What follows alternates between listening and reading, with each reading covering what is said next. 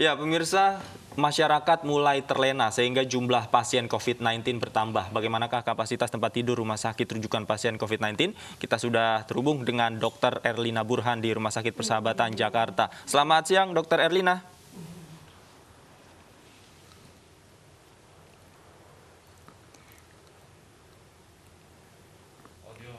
Dr. Erlina, selamat siang.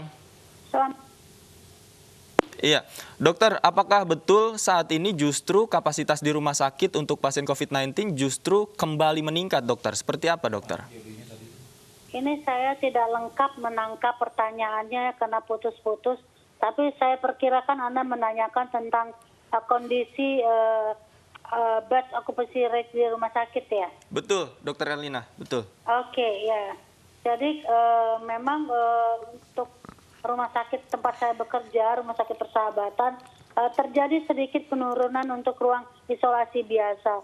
Tetapi kalau untuk ICU itu tetap, kita okupansinya tetap di atas 90%, bahkan kadang-kadang 100%.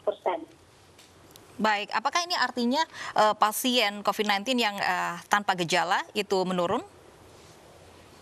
Ya, ini rumah sakit saya itu tidak bisa mempresentasikan kondisi yang umum ya, karena Rumah Sakit Persahabatan adalah rumah sakit rujukan. Memang kita mendapat rujukan terutama ICU dari rumah sakit lain yang tidak punya kapasitas ICU yang memadai. Tapi memang dari awal pun rumah sakit kami tidak menerima pasien-pasien yang ringan. Kalaupun kita menemukan pasien yang ringan, sarankan atau kita rujuk ke rumah sakit rujukan Wisma Atlet.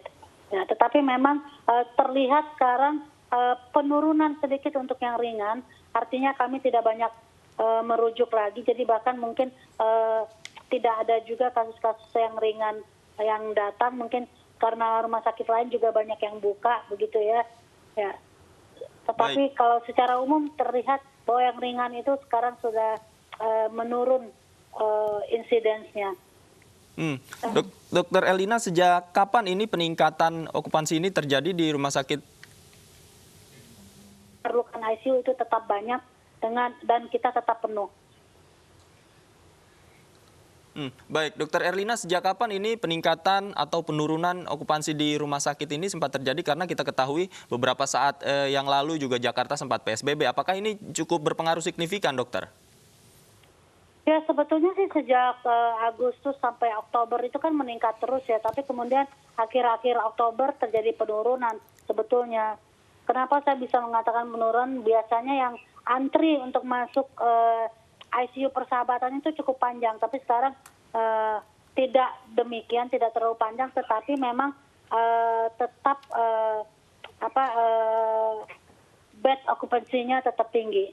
Baik ya. Sementara itu bagaimana mengenai fasilitas di Rumah Sakit Persahabatan sendiri, mengingat adanya okupansi pasien ini?